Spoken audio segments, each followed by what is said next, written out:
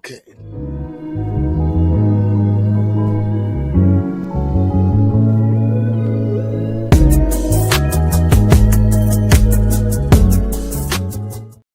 No one has a cooler intro. Good evening, everybody. I am your host, Christian Alexander. I am here with my new friend that I met in the coffee shop, and she's just turned out to be the dopest person ever, Miss Me Wilson. How are you doing, lady? Hey, y'all. What's up? How are you, dear?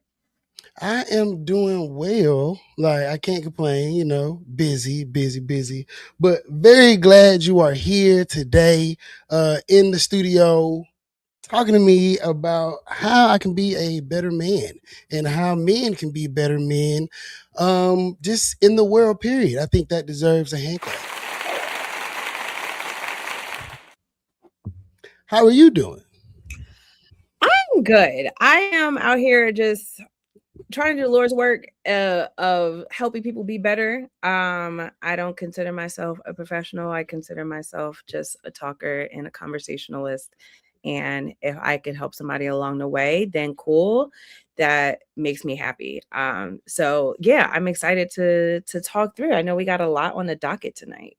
Yes, we do. We do. And I'm ready to get into it. So, a brief intro before I let Miss Mimi tell you all about her awesomeness. Um, so, Mimi is a communications professional. She's a book lover. She's someone who stays stirring the pot. Like if it's a pot to be stirred, she's there to whip it up.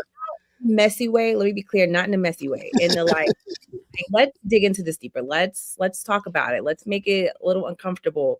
How do we sit with the truth? Not in a like, oh, she being real messy. But continue. Right, right. So if you go on her Instagram, she has this cool quote that says, "Before I am a woman, I'm a menace to society." Right. And I felt that because my daughter is going to grow up like that because it's inherent. Because I'm a menace to society. She is just the girl version of her dad. But before all of that, it says, food and a book. So you already know what the vibe is, right? Like anybody that knows good food and is going to sit down is intelligent enough to digest a good book, you know there's somebody that you need to talk to. She is the reason why I'm on this journey to reduce the level of patriarchy in my life and to be a better human being and to be somebody that can be a beacon of light to the community. Ladies and gentlemen, Miss Me Wilson. Yes. I'm working on my Shannon Sharp. Look, you doing real great. Okay, you doing real good. I love it. Absolutely. I need to go ahead and bottle that and just like, all right, this is my intro from moving forward. I'm working on. I did an intro for State Rep Symphonia Thompson once at an event, and I was so nervous. Like I stayed up all night, like researching her and figuring out like how to say the most flattering things about this lady. And she told me I did a good job. I was like, I'm gonna take this up as a profession. I second that. I second that motion. I second. So, Mimi, tell my viewers who you are, what your passions are, like what led you to say, hey, man, maybe you should read this book, right? Yes. Okay. So first and foremost, anyone who knows me IRL knows that I am a certified yapper. I have always been a yapper. Got most talkative in high school. So baby, I be chatting it up with any and everybody. My friends are convinced that I'm gonna get snatched up because I will talk to strangers no matter what. And I feel like that's exactly what happened at the coffee shop. Like we was just at the table, and then next thing I know, we started chopping it up. So a little bit about myself. I am, like you said, a comms professional, but I am also a grad student. Communications was getting exhausting. I was doing corporate and working with big media and doing a lot of interesting things, but it was not satisfying and it just wasn't fulfilling. So I was like, you know what do Black women do when we get bored? We go back to school. We get another degree, and that's what I did. So now I am studying at University of Clear Lake, University of Houston, Clear Lake, in the Cross Cultural and Global Studies program with the emphasis in women, gender, and sexuality. So, essentially, how I see myself: comms professional by day, grad student by night, pleasure enthusiast at all times. Like, the work that I'm doing is to inform how women of color, how Black people in general can infuse more pleasure in their lives, whether that is sexually, whether that is just by food, by reading, by the things that just bring us pleasure and happiness. And yeah, as we were like talking, I realized we had a lot of questions around men and masculinity, and Bell Hooks has been one of the formative people as far as like the things that I've read and her words and her work. And I thought that that was a great segue for you to hear about her and like hear about what she has to say on men and masculinity and love, because she has like 2 books on it. So Bell Hooks is always the answer. She was an answer. And I'll tell you the thing about Mimi that caught my eye, we were sitting there at the coffee table, this very communal table, and she had the coolest stickers on her laptop. And me being the curious person I am, I'm like, who are you? Right? Because I feel like the stickers on people's laptops will tell you a lot about who they are, like things they like, things they might be afraid of, things that they love. And looking at the stickers on your laptop, I could tell you like books, like really girly stuff. But like what do these personality traits, these these markers of personality, if you will, what do they say about this person, like on a deeper level? And that spurred me to say, hey lady, look up from your laptop, right? And let Well, me I ask you a again, question. I was like had headphones on, I was in the zone. No, you were, and you were gracious enough to let me interrupt you, and I appreciate that, like because of that moment, I have been on this journey of self discovery. And I've always been in a place where I felt like, as men, like we are forced into like specific boxes.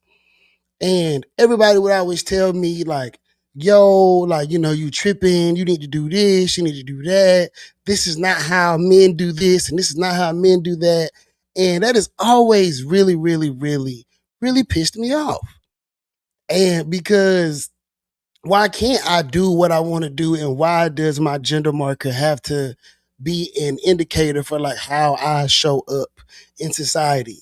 And before we had this discussion, I didn't know that I was performing in a lot of ways in my life. And since then, I have had to take a step back. I can't not notice when men are performing now. I can't not The level of empathy I have for other men in that like dark space is has heightened so much since we've had that conversation. And you being that source of enlightenment, I needed every other man that I know to see your face and hear your voice and understand that this thing that we call feminism, one, is not just for women. And two, it is a saving grace and a guiding light for society. Like, when you take it out of the context of what it was intentionally created for, which was, rich white women being able to have a seat at the table with their peers.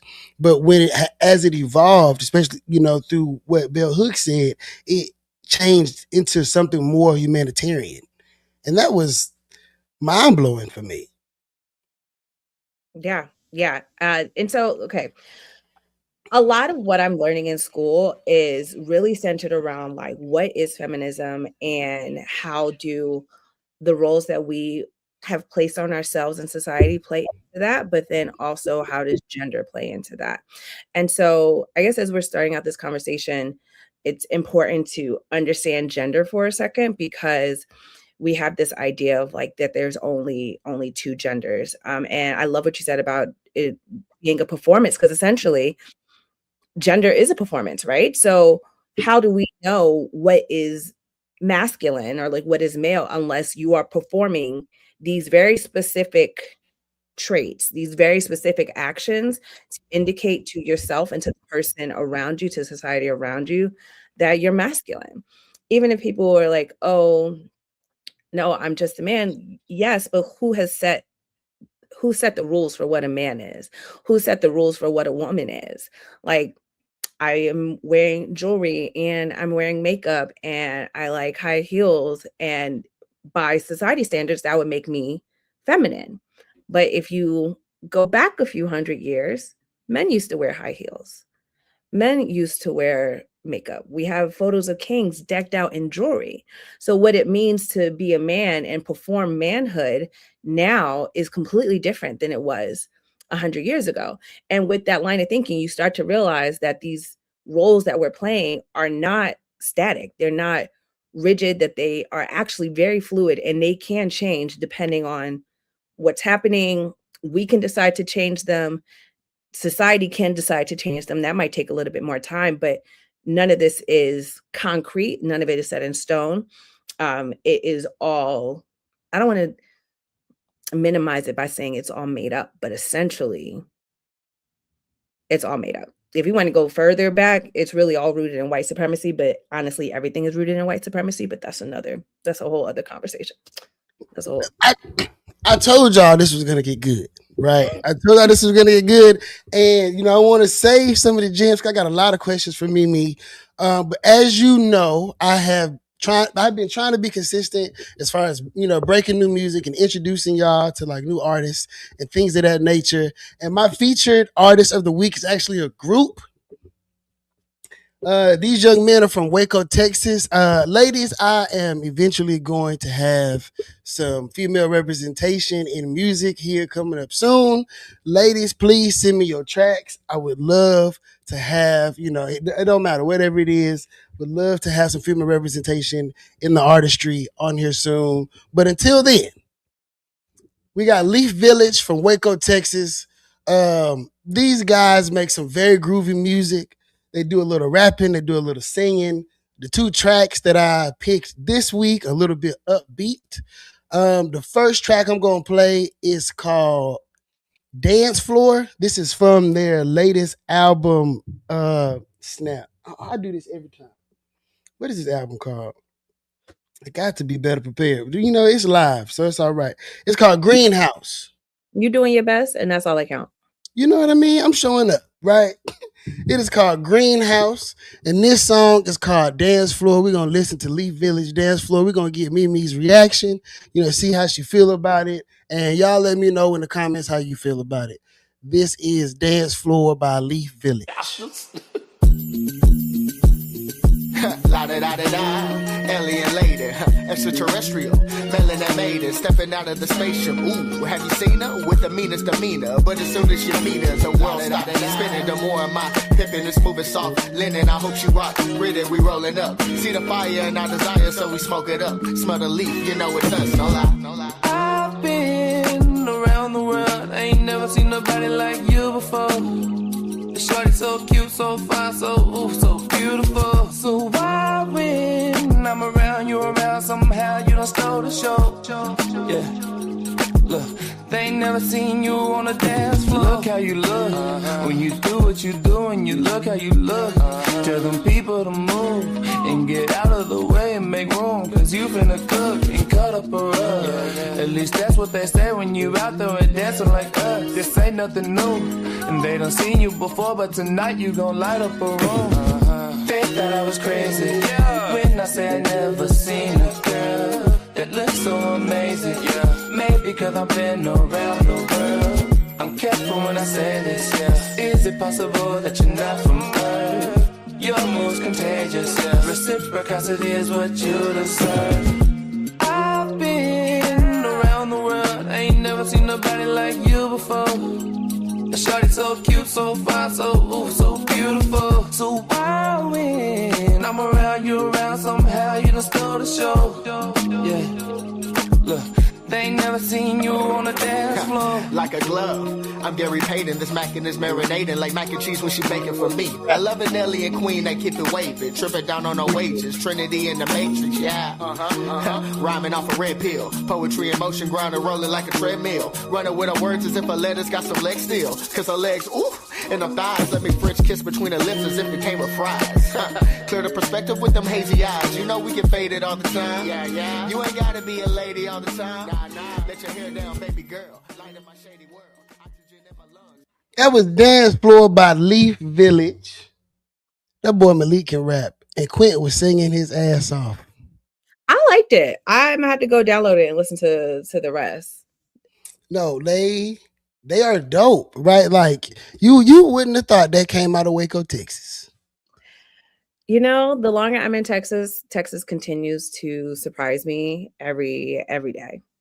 No, like so they are one of my best friend's cousins. And like I said before in earlier episodes, I used to do music. And he was like, man, I really want you to make some music with my cousins. I really want you to make some music with my cousins. And he sent me some of their earlier stuff. And I was like, damn.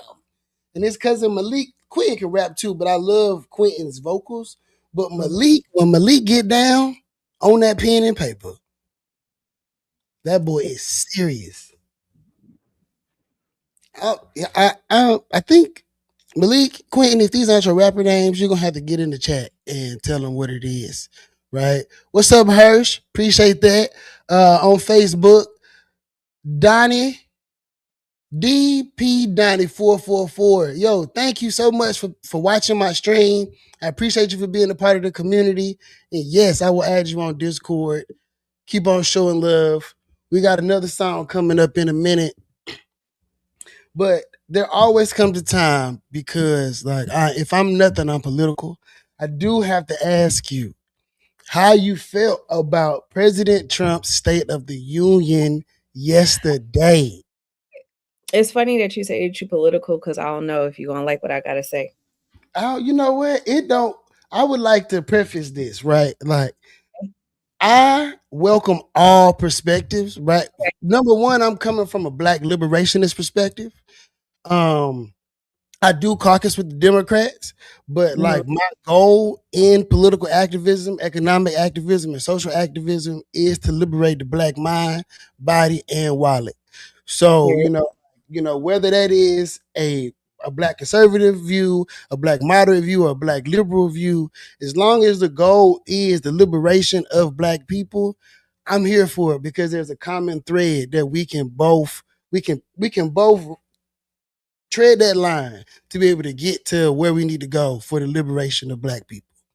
So, yes, I would love to hear your perspective. So, I honestly did not watch the State of the Union. I didn't watch it, had no intentions on watching it, have no intentions on going back to watch it because I just feel like I'm already privy to what that man is doing in the White House. I don't need a play-by-play. I don't need a play-by-play. I actually don't even want to rest my eyes upon him. Like, he does not get space in my life, and he's done enough that I'm already feeling the effects. Like, I have to fight the battle in my own way. And the idea of sitting in front of a TV and watching him for hours when I already know that he is completely foolish, everything that he is doing is just not helping anybody. I'm also somebody who believes that the system actually needs to be torn down. So I'm not going to sit in front of the TV and be like, oh, yes, let me watch this when I know it's going to piss me off.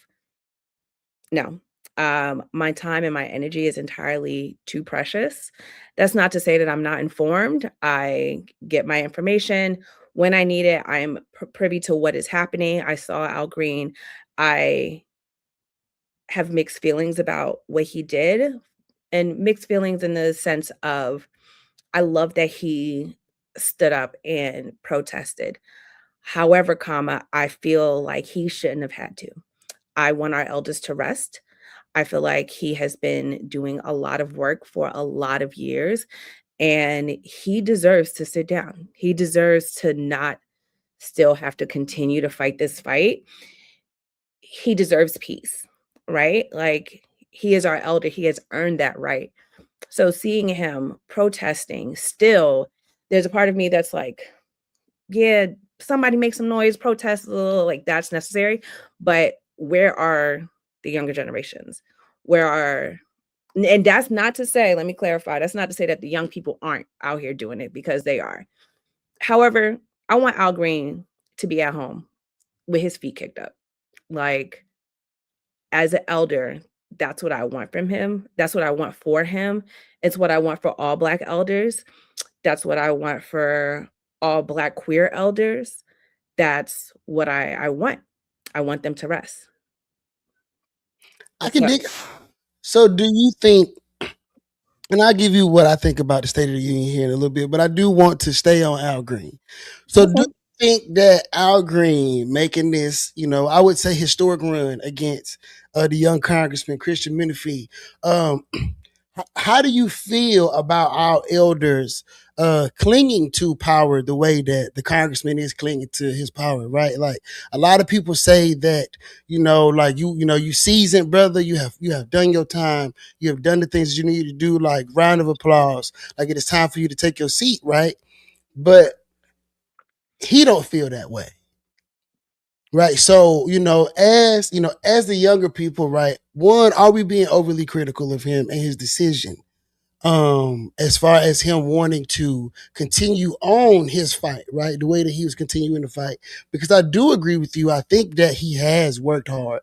And I do think that he has, earned his flowers. But are we being ageist? Are we being things that are right? Because I'm rereading, right, How to Win Friends and Influence People, right? And one of the first tenets in the book is, right, don't kick the beehive if you want honey. Right. So, and criticizing people on the decisions that they make, it never yields fruit.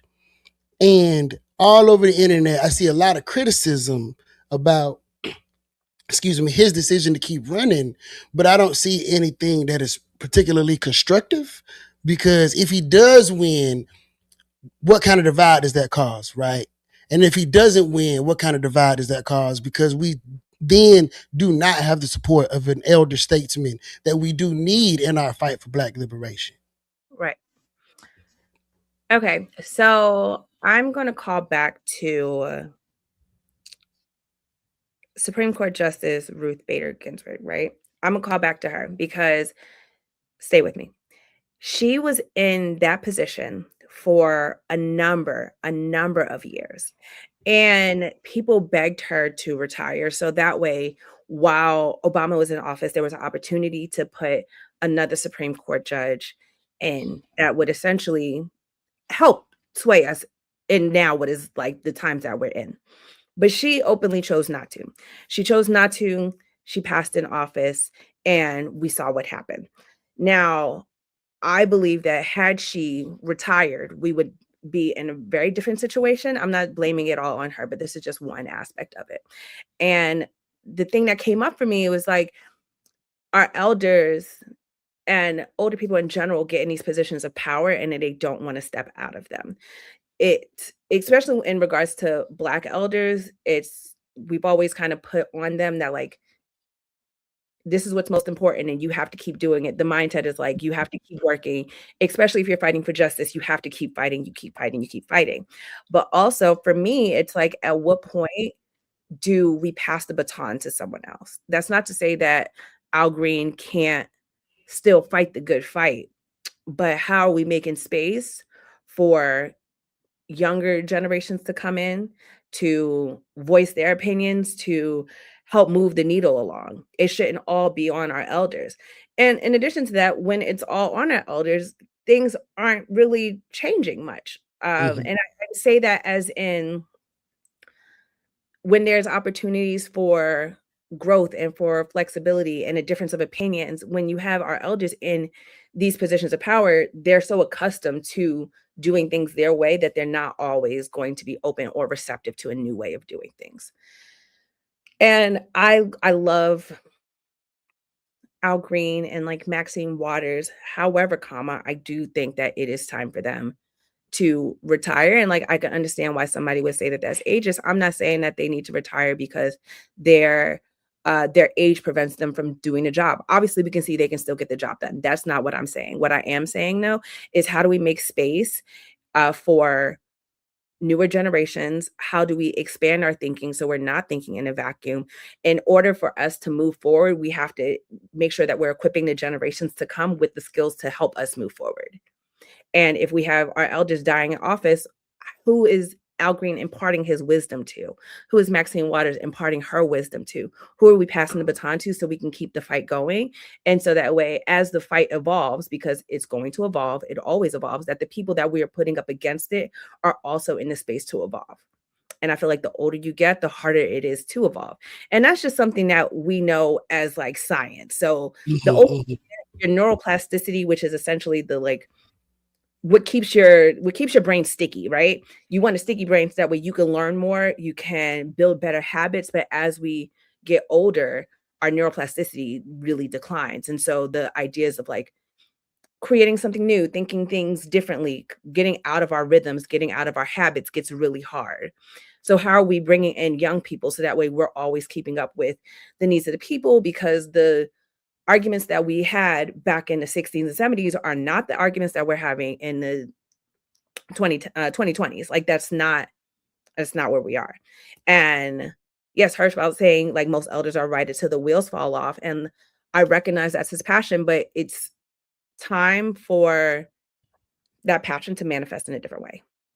I think he can still be involved, but I think that it's time for him and all of our other elders to pass the baton to somebody else.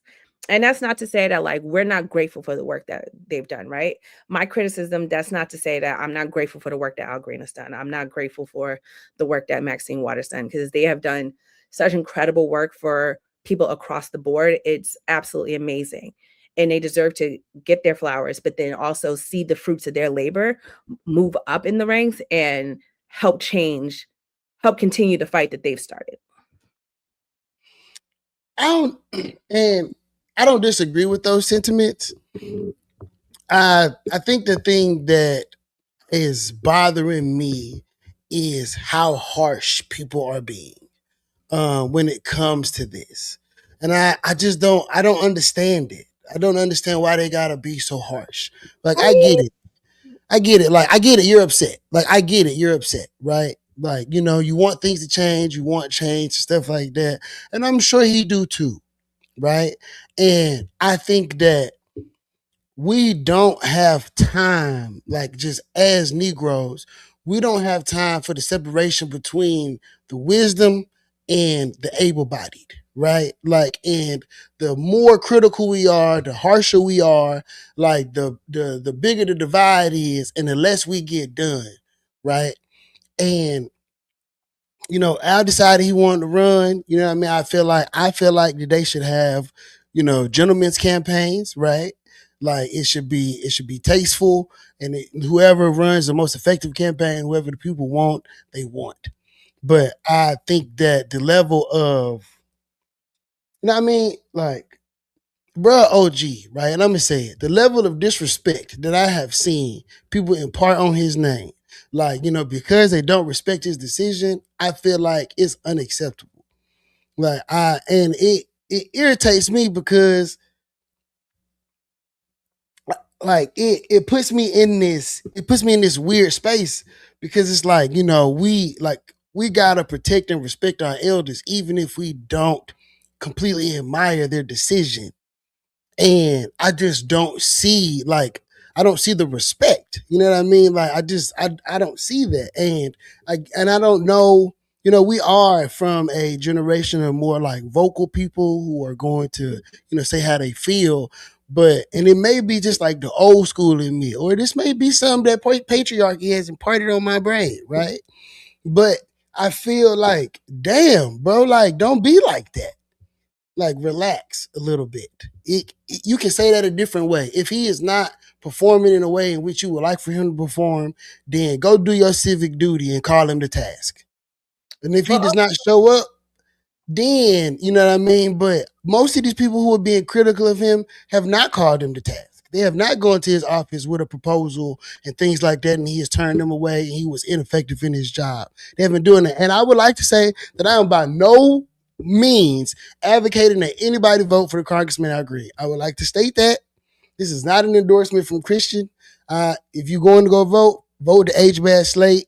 Go Christian Menifee. Okay, that is all. Look, I understand. I went and I voted this morning, right? So, okay, several things. One, people are always going to talk. One, they're always going to talk, and they're always going to talk because they're comfortable behind a screen. Like when typing out, you're going to say whatever. With that understanding, especially when those people are not the people who are showing up to do the work, that's just noise. It's just noise. I do not concern myself with the opinions of people who don't follow through on any of the things that they're saying. So in this case, I do understand and I do see that like Al Green and other of our Black elders are getting disrespected, but I also think that it's not as widespread as we think it is. I think that there is a small, when you've been on social media for as long as we have, we start to think that our social media bubble is kind of a representation of everybody, and it's not necessarily the case. Social media absolutely makes us live in a vacuum, and sometimes we have to like take a second, because if you actually see them in community or doing whatever, they are deeply loved and deeply cherished. Now, is that saying that like we should just ignore social media and don't pay it any mind? No, take everything you see on social with a grain of salt.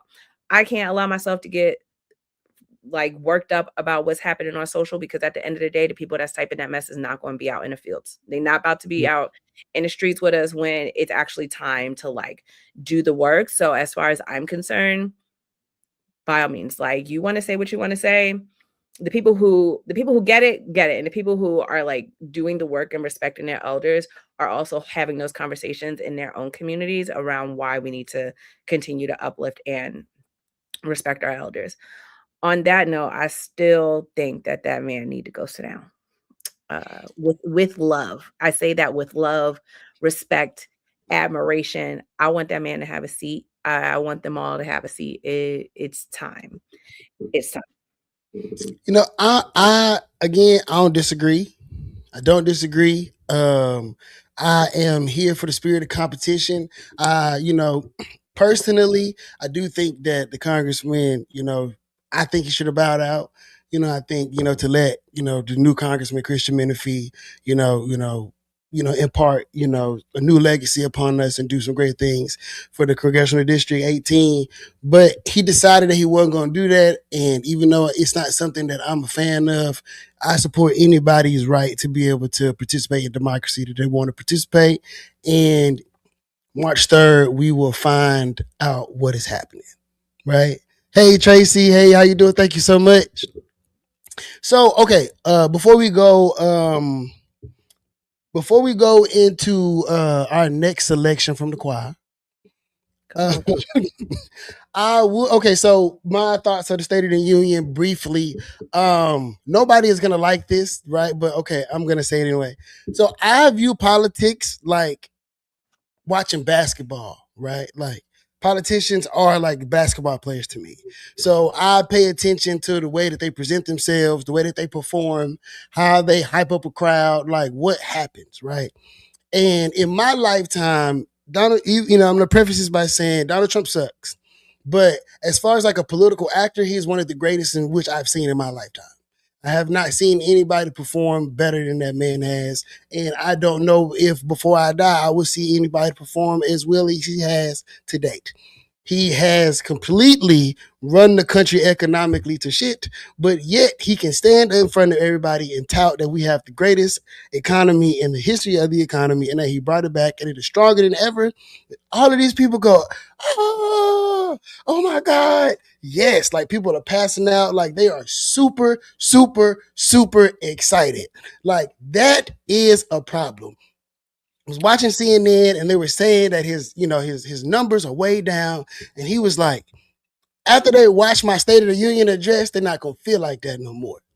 Like, and if you watch a couple of episodes, I have my friend Ryan on here. Ryan is a Trumper. He not like 100% MAGA, but he MAGA though, right? Like, and Ryan will tell you how he feel. He don't care at all, right? And I watched the whole thing because like I need to know, right? Like I watched the whole. I don't even know what channel it came on. I had my feet kicked up watching Paradise. It was lovely. If anybody's watching Paradise, y'all know, put it in the chat. Paradise is amazing. But anyway, continue. I wish I was that level of unbothered. Truly. I wish I was that level of unbothered, but I'm not. I need to know. I watched it last night. I rewatched it before we got on the show today. I read about it a few different times because, well, one, like, let me preface this. Hold on. My brother in Christ, you are a black man in America. Why are you watching this? Like, I'm going to tell you. But why are you stressing yourself out? We already stressed enough. Well, no. Well, so me, I'm a big political nerd, right? I'm a big political nerd, and I'm real big on like messaging and how we can do a better job in invoking the kind of excitement in our base that he has invoked in his base. So it's more of like a research project, right? Like I said, I watch politicians for the sport of it to see how they are able to sway public opinion and be able to get people emotional enough to do things to help further their agenda. And so as we are heading into November and as we're heading into another election year, as somebody who actively works on campaigns, right? I'm the first vice president of the Houston Black American Democrats. Like, the goal for me is to understand what the other side has going on so that we can better prepare ourselves to be able to message to our constituents in a way that the things that he is saying that will, right? Because let's be real, there are a lot of, especially like, there are a lot of black people who will sway that way, right? And there are a lot of black people who are in the middle. They just don't really know where to go. But a lot of things that he's saying, right? Like, no, he's not taking taxes out of Social Security. He's not taking taxes out of tips. A lot of us work in hospitality. Waiters, bartenders, bussers, stuff like that. So a lot of that stuff is directly impacting those of us who participate in those fields, right? Like, just like when he signed them checks and everybody got them Trump bucks, they was, excited. So there are little things like that, right? Like, and that's the performance. Like, that is the performance. That is what I'm looking at, right? And they also, right, we also, as black people, we like charisma. We love charisma. We love a charismatic leader. And even though he may be wrong and he may be gaslighting people and he may be separating families and stuff like that, people are going to see past that and they're going to be enamored by the charisma. So, like, as somebody learning how to better participate in the field, like in this battlefield of politics for the liberation of black people, I need to know what's going on. Right? I need to know that he decided that he was going to do the Trump accounts for babies born between 2025 and like what that looks like, all that different kind of stuff. The way he made it, the way he brought the young, which now identifies as a young lady, but at the time identified as a young man in school in Virginia, and she was doing it in secret and the school enabled her. Now, I do think that it is wrong that like the school didn't consult with the parents, but for him to be able to put this young person on the screen to be able to down talk, right, the trans population, like that is like, those are talking points that are going to be feeding into the brains of people who may be more conservative leaning, and because they're not as educated on these groups of people and their woes, they would take that as face value. So knowing that he's an excellent showman. He gave out a bunch of medals. He brought the hockey team. Like, it was a party. It was a Republican party. They was going crazy. Like, so just to know, like, all right, like these are the pain points, right? These are the points in which we need to do better at communicating, because he is co-opting a lot of the messaging that, like, that Democrats were using when we just swept not too long ago. So it's kind of flipped on his head, right? So like, after that, how many more people are going to listen to that? And like the way that he framed it, now we got to wait and see, instead of it being like, I'm angry, right? Because we know like the gas still high, food still high, the cost of living is still high. We haven't felt that down here on the ground. And if anybody pays attention to the stock market, like, yeah, there have been some gains, but there's a lot of pumping and dumping going on because the billionaires are getting to play with the money.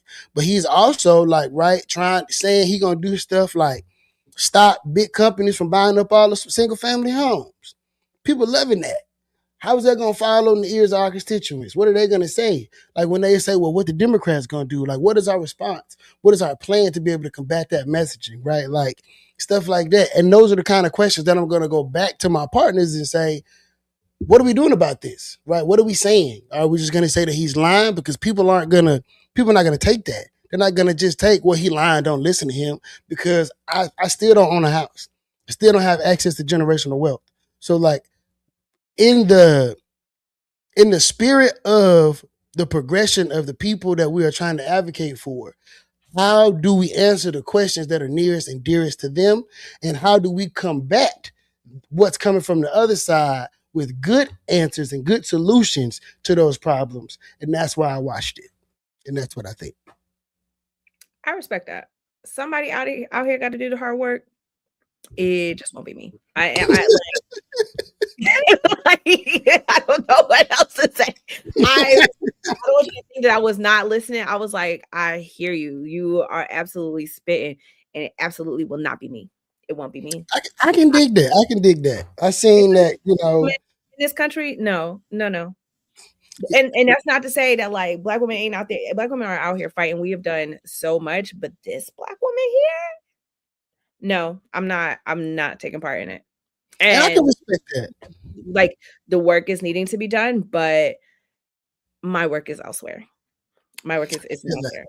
I feel that. So I want to get into your work, right? So we're gonna get. I only have 2 songs this week, y'all. I don't have 3.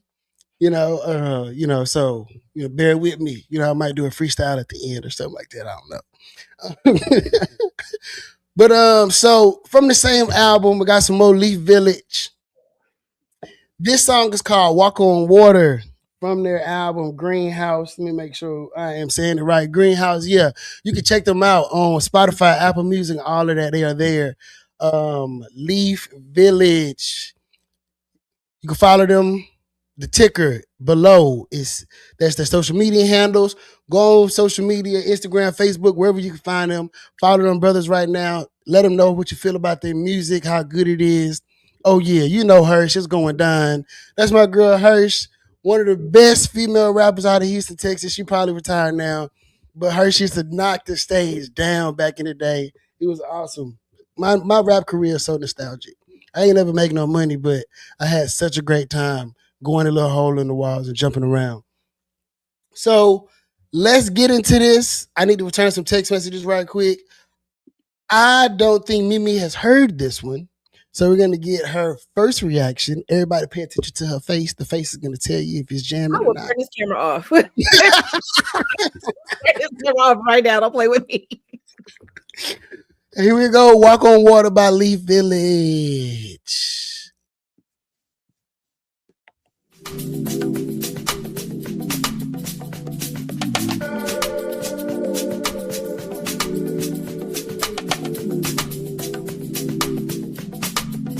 Might walk on water. Might walk on water for you. Might walk on water. Might walk on water for you. Yeah. I might walk on water. I might walk on water. I might walk on water for you. Yeah. I might walk on water. I might walk on water. I might walk on water for you. Now that I got your attention, I only wanna spend my time with you tonight. You're the only thing that's running through my mind. Yeah. How could I even forget to mention that every little thing you do is right? The mother woman got nothing on you tonight. Yeah. See, I don't see your ring on your finger. Well, hello, girl, nice to meet ya. So tell me what it is you're drinking on. Yeah, I know you're not new to all the fame. Constantly approached by all the lane and spitting game, but they're all the same. But let me tell you that I'm different. I got a few goals you should know, I suppose. You're way too gifted to be drifting out there all alone. I'll defy reality for you. Create a reality for two. Don't believe me, let me show you what I do. Yeah.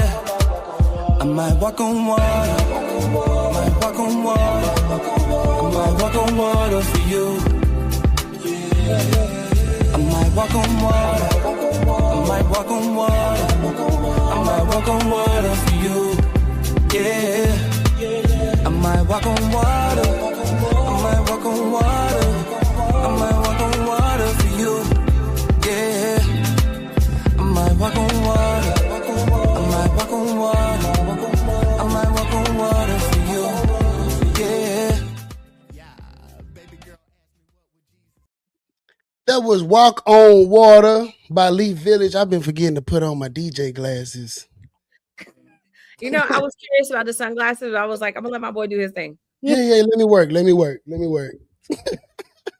My homegirl last show, she was, I was just being silly. She was like, "Ooh, DJ glasses." I'm like, "Yes, I think I'm gonna make that a theme." I see the vision. I see the vision. You know, I want to before we continue, I want to give a shout out to Leaf Village for sending us that great music today. You know what I'm saying? I'm gonna give them a little hand clap. Come on. I love it when you know, I want men to start singing about being in love again. I want black men to make songs like, you know, American black men to make songs like Jamaican men and African men sing about love. They not in the studio doing the nails anymore, and that's a problem. Okay, It's a problem. Men are not singing in the rain for women anymore, and that's a problem. You ain't left me a begging voicemail ever, and that's a problem. How do we fix it? You know, I think excuse me, healing, right? Like I think we definitely have some healing that needs to be done. You know, we went from crooning, right? Then we started rapping. Then we started rapping about, you know what I'm saying, guns and death and all that other kind of shit. And now the young niggas is rapping about like being on Percocets and being sad. So they are kind of singing about love, but they singing about getting their heart broke more than they are singing about more than they're singing about like the one like trying to have a full heart. They're more focused on the sad part of the emotion of love and not the happy part. And you know, I think that is because of, I'm going to go back to it. Men are not ready for the evolution that women have undertaken. Just not ready. It's scary. Terrifying. It's Yeah. terrifying. So I mean, I think more artists should invoke emotion in their songs. That last one was Ray J. That was not Ray J. Gangsta Pyru from the West Side. You know what I mean? But my boys would be excited to know that you compared them to Ray J. I don't know who that was singing. I don't know if it was Quentin. I think it was Quentin. That boy can sing.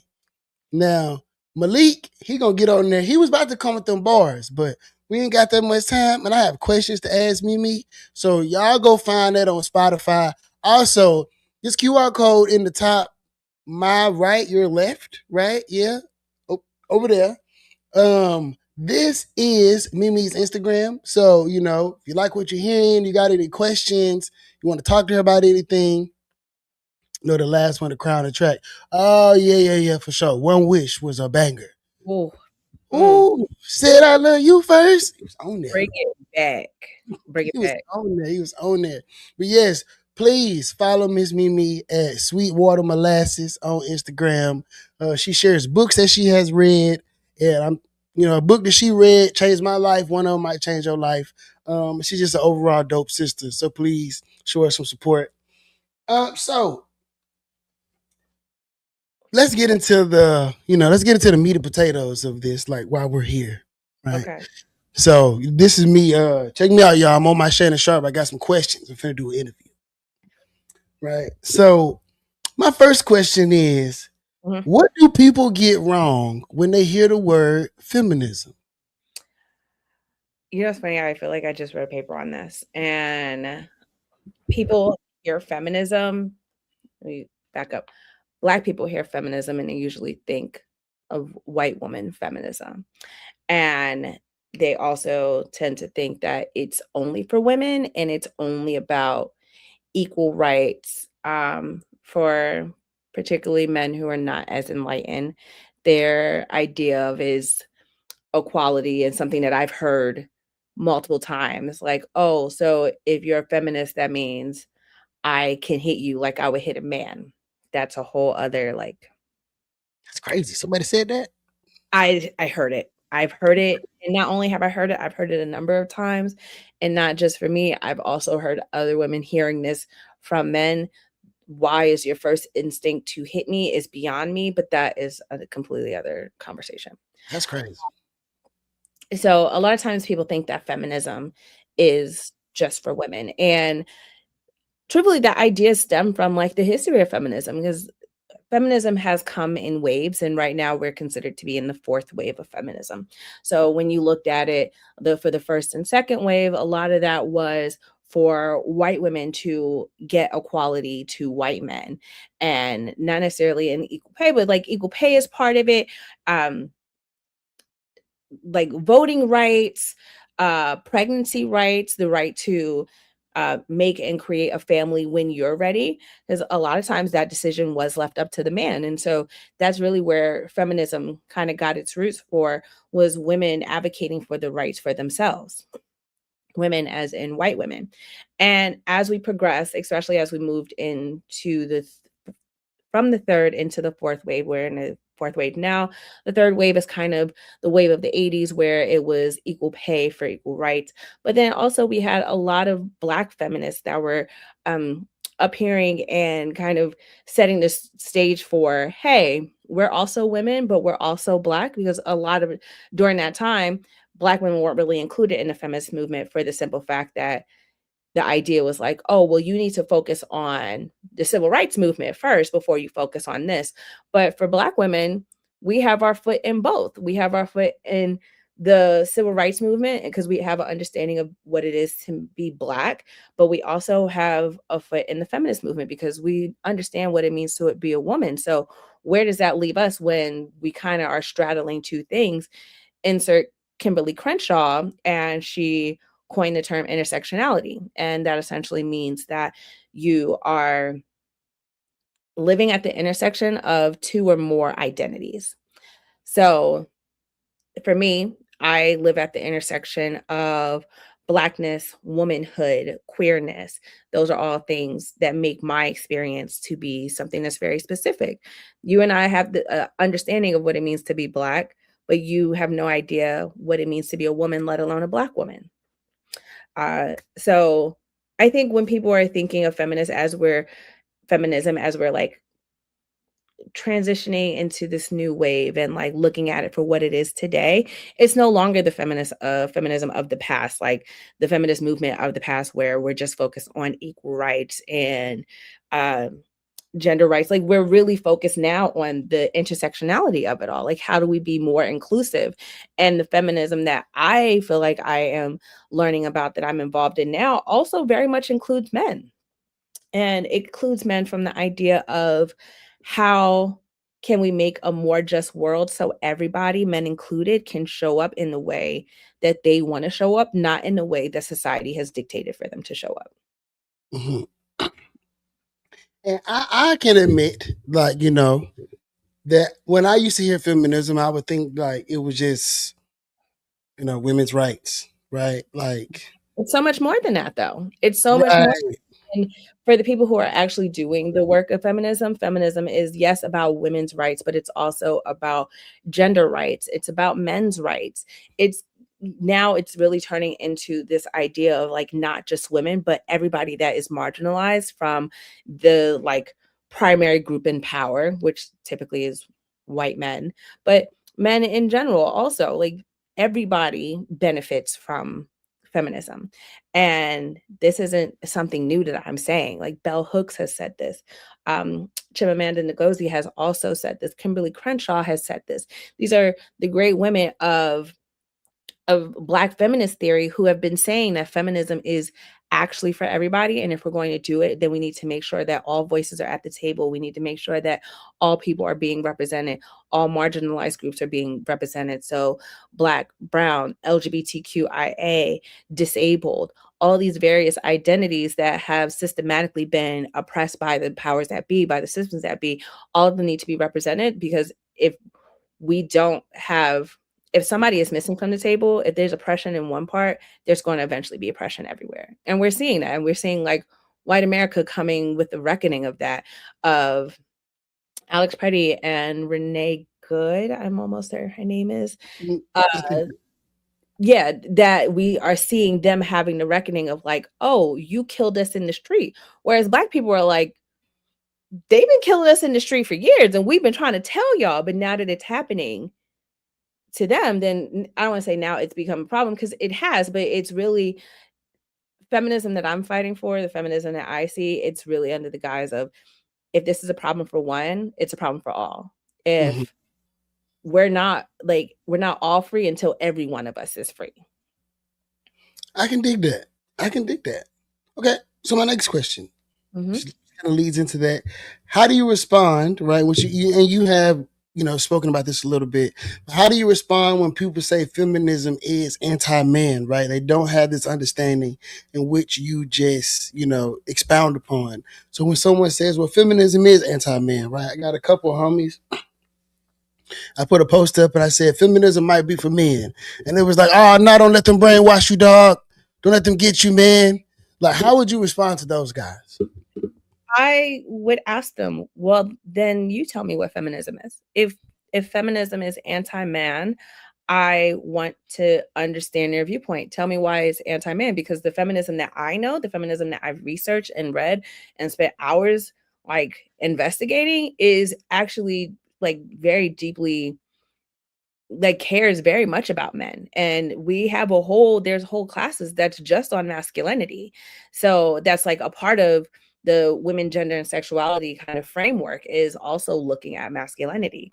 So when people are saying that feminism is anti-man, then I can assume that they probably are referencing the feminism of the past and haven't received new information and haven't had those conversations with actual feminists to be like, oh, let me actually know what this is about. A lot of times they're really spewing what they see on social media. If they say, oh, well, feminism is not for men, I'm like, well, who are you talking to? Because there's no way that you're talking to feminists now. Like, do you have any feminists in your life? Which usually the answer is no. And I don't believe in beating a dead horse. I'm very much of the mindset, like, if you want to have the conversation, if you want to learn, if you're open to it, then yes, let's talk about it.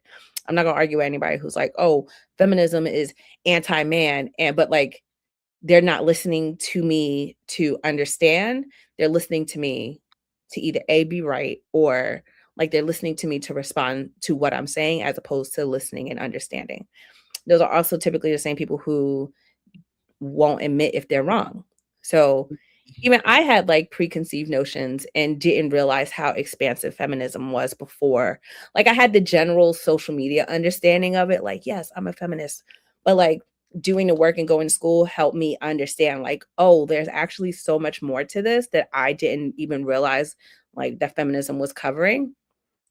So if people aren't willing to have that conversation around like, okay, how can I change my mind? Teach me something new so I can make a different decision, then I don't want to say there's no point in talking to them. Somebody will get to them. Somebody will get through. Maybe that person may be me. It may not be me. But I think as long as people are open to having a conversation around, okay, I could have been wrong about what feminism is, and tell me what it is. Like, help me understand what it is. Cool. Then let's have a conversation. Because my version of feminism, while I am queer, I love Black men. I love them. I love them deep in my bones. I love them with everything in my heart. And they are also included in my version of feminism. So do you think that when men say feminism is anti-man, do you think that is a fear-based response? I think it's a fear-based response, and I think it's a response from somebody who has no desire to learn more. Because if you were actually open to learning more, that statement wouldn't be so like, this is it, end of conversation, period. Yeah. Like, we're making claims on the things that we don't understand. And I think I know it's okay to be like, hey, I don't have as much information on this. Let me go and learn, and then I can come back. But that requires a bit of humility. That also requires um, a bit introspection of being able to say, hey, I don't have all the answers. And what's the word I'm looking for? I sometimes think that people have too much pride to be like, I don't have the answers for this. I literally just had this conversation the other day. It's okay to be like, I don't have all the information on this, so I'm not going to speak on it, but I need to go and learn more, and then we can come back and have the conversation. Because if you're going to speak on it, then you should speak on it from a place of doing the research, not a place of a vacuum.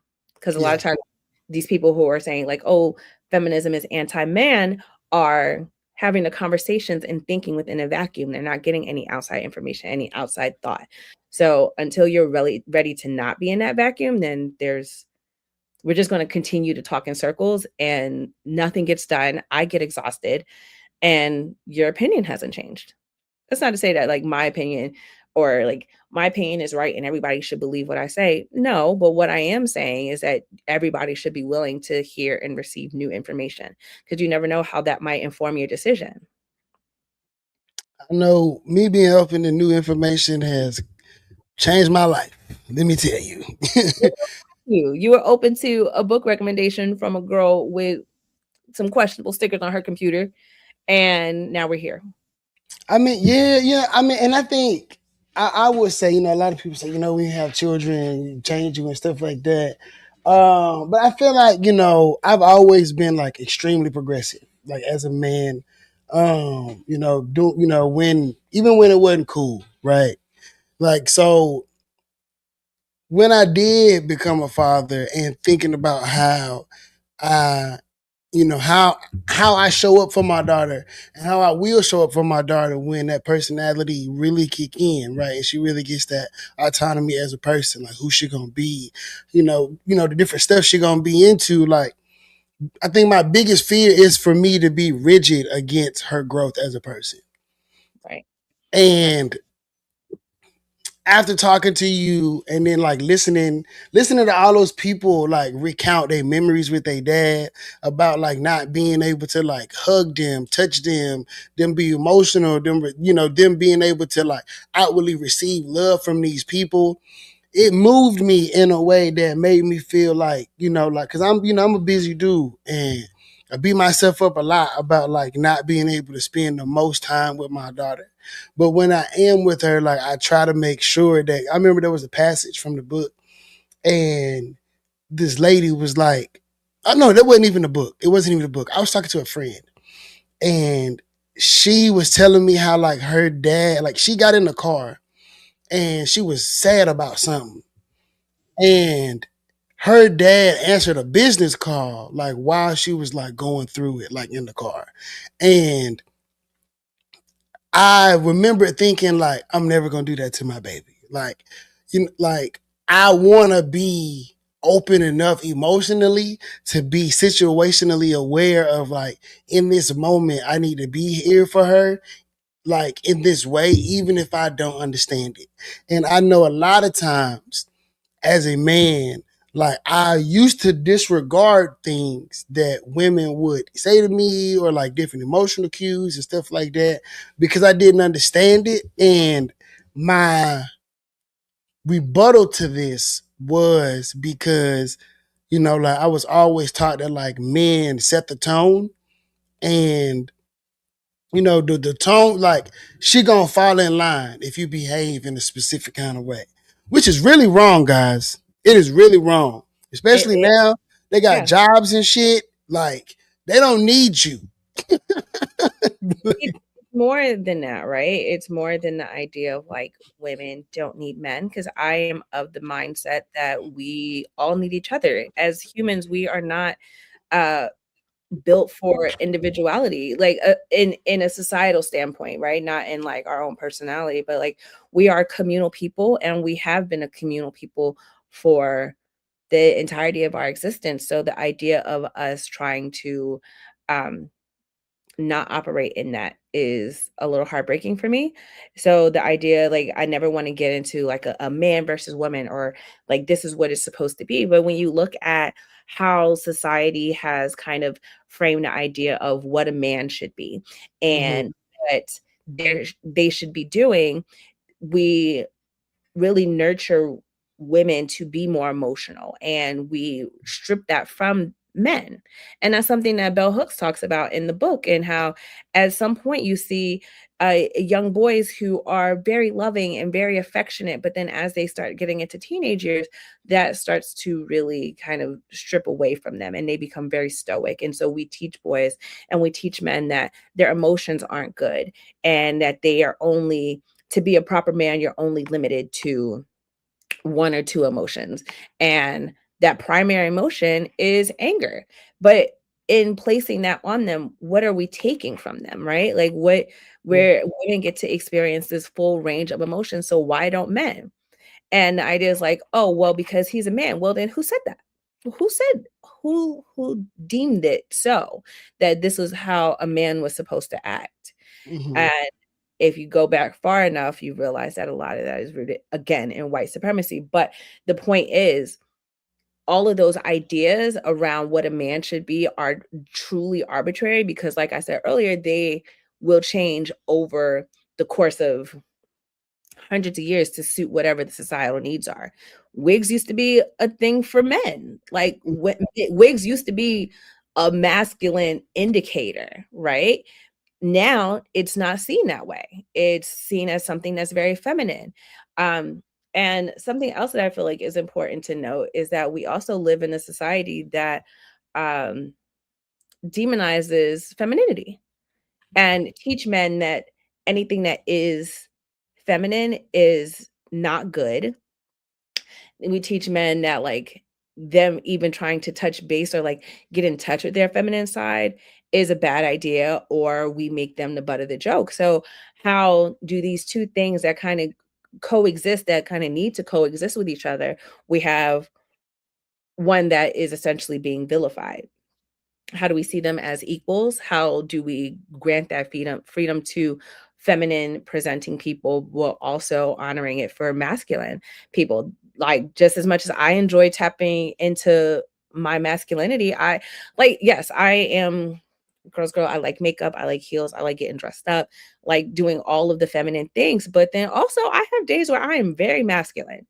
Like I am very masculine. I like and all the kind of markers that you would indicate as like, oh, that's a masculine woman. I enjoy them. And I have the Mhm. freedom to enjoy them. But that doesn't, nobody is like questioning me or my gender.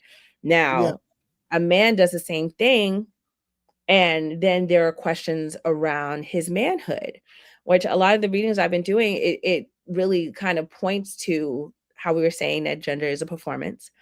And if men don't adhere to the performance, if they're not kind of checking the boxes in the way the society says you are a man, then what happens? Their manhood is instantly questioned. And from a societal standpoint, that's the worst thing that you can do to a man is question his manhood. Mhm. True.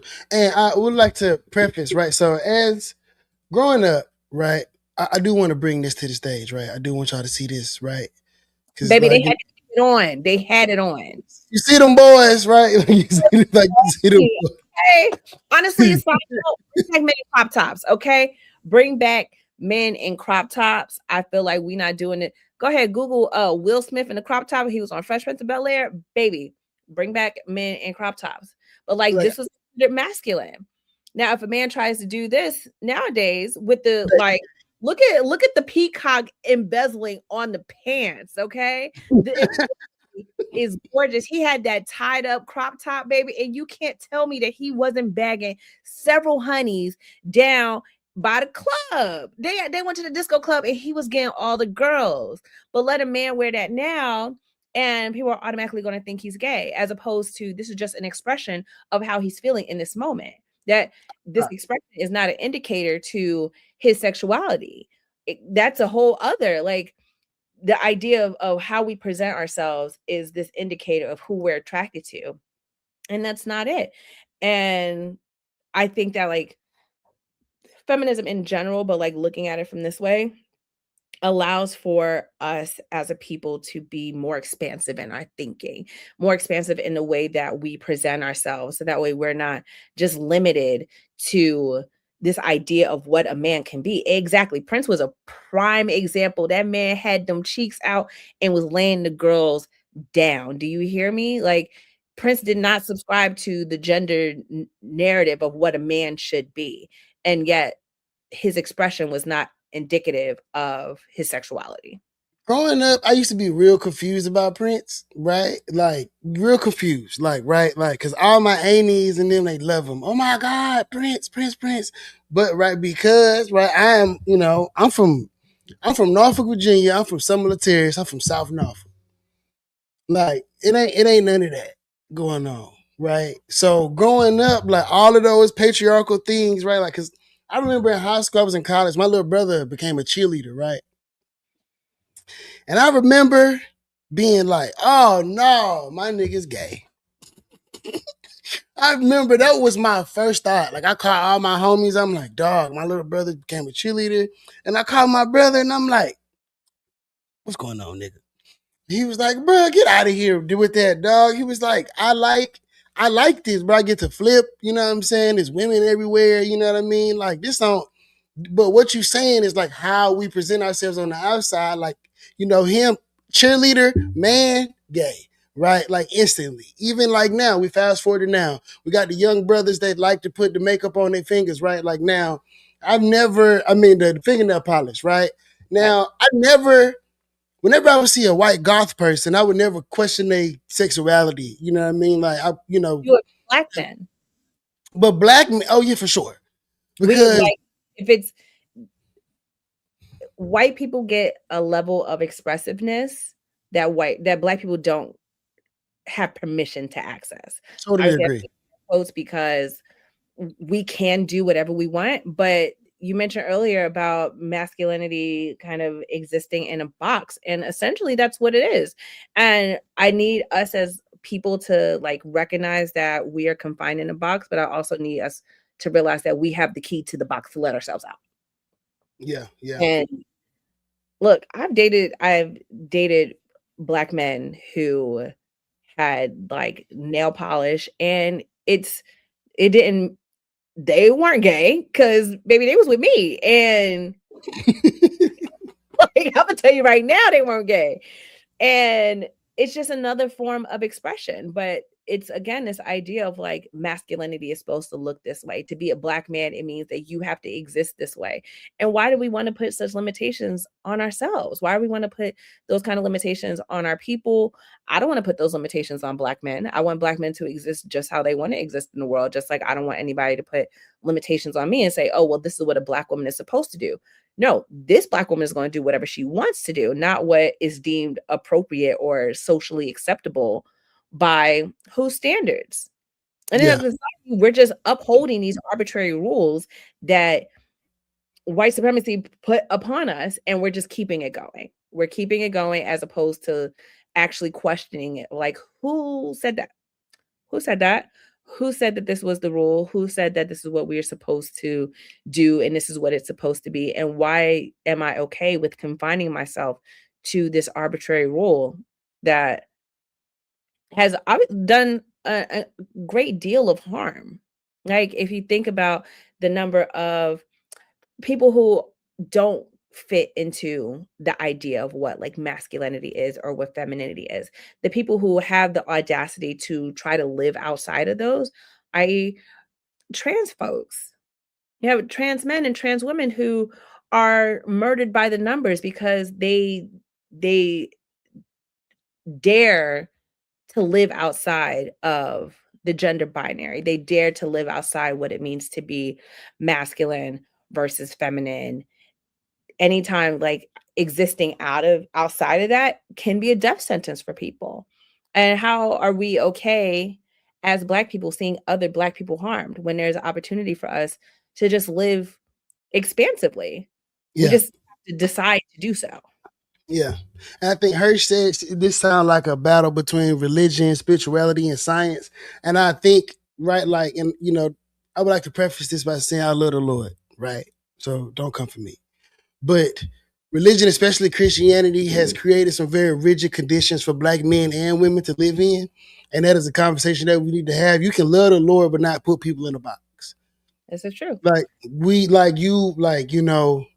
it is not our place. Like, if you see somebody doing something wrong, we should correct them. And the Bible do say that. But condemnation is not your gift to give. Right. So, like, people should be able to be themselves and live expressively. And, as we unlearn some of the hurtful things that we have been taught throughout the years, through our religion, through our faith leaders and things like that, I think that people who are enlightened on, things that on humanism, right? Like, we're just talking about humans being humans in the most expansive way that they can possibly be. Like, this is allowing people to be able to be themselves so that they feel like I don't need to take myself out because there's not enough room for me here. And if you love the Lord, the Lord don't want you to take yourself out. So if you can create a space for somebody where they'll feel whole, where they'll feel seen, and they don't feel like they need to shrink themselves or make themselves invisible to fit whatever standard that you deem necessary for yourself in your life, that you should make space for them. Because if the shoe was on the other foot, and the shoe has been on the other foot plenty of times, it's just that, like, whatever you was going through was deemed normal. Right? Like, and like, to be able to see the difference and the beauty in people is like the beauty of life. So, like, it's like science, like, all of these things, like, right? Like, all of these things. The science portion of it too, right? Because on the, like, incorporating both of those, if the idea of one, we are imperfect humans in God's eyes, right? There is also, I feel like the conversation around science is like, oh, well, there's man and then there's woman, and then that's it. Like, those are the only two options. When that is not necessarily the case. Like, in order to make a human, you have to have a bunch of chromosomes, do the right things, and appear in the right order. So that way, then you can have someone that appears or has the genitalia of a man or has of a woman. Now, the body is not always going to get it right. And what happens when it's not going to fit into what one is supposed to be and one isn't? So then you kind of get into intersex people, and intersexuality is not necessarily, it's not a choice. It's just how they're born, right? So I think the idea of, like, it being religious or spirituality versus, like, science, I think both things can be held at the same time. I think it's not necessarily one versus the other, because if we're looking through the eyes of religion, God also made these people. So who has said that, oh, well, this is what this is and this is what that is? Man has said that, because the God I know has created everything, I won't say equally, but, like, if God is the leader of all creation, then he also created these people. He also created trans people. He also created intersex people. He also created these marginalized people. So I can go on a whole, like, side tangent about. I won't do that. Not today. Not today. I ain't gonna do it. We had to have a whole other, like, side conversations. No, we're definitely gonna have to do this again. We definitely got to do this again. And what she's saying, God don't mess up. So everybody is here. They're supposed to be here, and it's supposed to be the way it is. And we're not supposed to try to change it. Right? So, okay. I have one more question for you, and then I'm gonna freestyle. No, I'm just kidding. All right, y'all. It's been real good. I gotta go to bed. Okay, so my last question is, what does being your whole self mean to you? I think being your whole self means being the person that you want to be deep down. Like, if there were no rules, no parameters, no, like, there was no one saying that, oh, you should be this, what would you look like? if there was any of the structures or the frameworks that we have. So I'm looking at racism, sexuality, I am looking at gender and what it means to be one or what it means to be the other or what it means to be in the middle. If none of those things existed, who would you be? And a lot of times people don't like to sit with that question because then they realize that, like, oh, I've built the entirety of who I am against these parameters, against these frameworks. I'll go ahead and say it's a very hard question for me to answer. It's a very hard question for me to answer as considering somebody that is cisgender, somebody who is feminine, who very much enjoys being a girl. Like, it's hard for me to see myself outside of the concept of what it means to be a girl. However, being your whole self means being like the truest version, like honoring your deepest desires and living in that truth. I like that. That's a great. We're gonna have to quote that. It's gonna be in a graphic somewhere. Yo, so it is getting late. It's getting late, but I want to thank you, Mimi, for blessing us today, for helping impart this knowledge. Especially, I think this is the conversation that we need to be having in the Black community. I think just so that there can be more acceptance and more togetherness, as far as like we're all like in this struggle for progress, as far as like life, liberty, economics, and all that stuff is concerned. And we can't be battling about our intersections. We have to be able to feel our feelings and be able to hear other people out. Like, I mean, if it's something that scares you, take a baby step, but don't act like a bitch. And I'm just gonna put it out there just like that. Don't Also, do it. that like we as a people already have so much that we're fighting against, and the systems at play. We live in a deeply white supremacist, capitalist, patriarchal world that we are finally beginning to understand is incredibly harmful to so many people. So what does a world that is not those things look like? And for Black people in particular, I want to push us to, I don't be like, stop with all the infighting, but like, we have a bigger task at hand. And the only way that we're going to overcome that task is if we put our differences aside so that way we can do what needs to be done. Because if we are constantly doing the infighting between each other, or like, oh, Black women hate Black men, blah, blah, blah, blah, blah. If we're constantly doing that, then we don't have the energy to fight the actual fight that needs to happen. And that one is against the white supremacist, capital, patriarchal society that we live in that is actively killing Black, brown, queer individuals, like disabled people. Like, we're not able to then take that energy and put it where it really needs, put it towards the people that actually need our help. And that's not to say that Black people don't need our help, but like, one thing about it, two things for sure: Black people are always going to be all right. We are always going to be fine because we have always been fine. It might not have always been fine, but we gonna be all right. Look, Kendrick said, we gonna be all right. All right. Yeah. Kendrick said it. That's my own personal Negro spiritual. I love that song. But the point is, like, I'll be like, oh yeah, we need to come together. But it's really important if we're going to have the energy to fight against the system that is actively trying to kill us. So Touche. You heard it. You heard it from her mouth to your ears. I hope everybody was blessed by this message that we, imparted on you today. Mimi, thank you again. I have been waiting to talk to you, and it turned out exactly the way I knew it would. Like, this was great. I I'm know we glad learned some people. having me. Look, I have book recommendations also. The book that we were talking about with Bell Hooks is called The Will to Change. That is by Bell Hooks. Let me see. Of course I have it written somewhere and then moved it.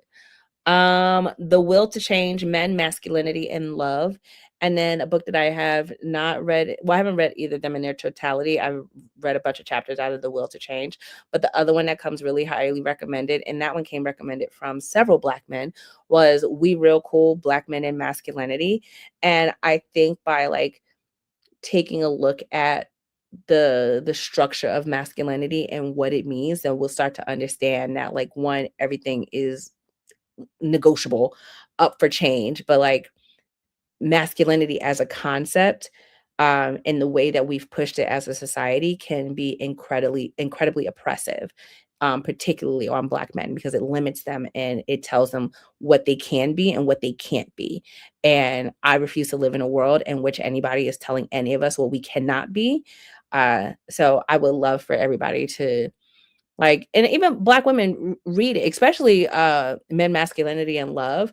Honestly, anything bell hooks, you aren't going to go wrong. Just read the whole collection, but like understanding masculinity in this world and how it impacts our men is so important.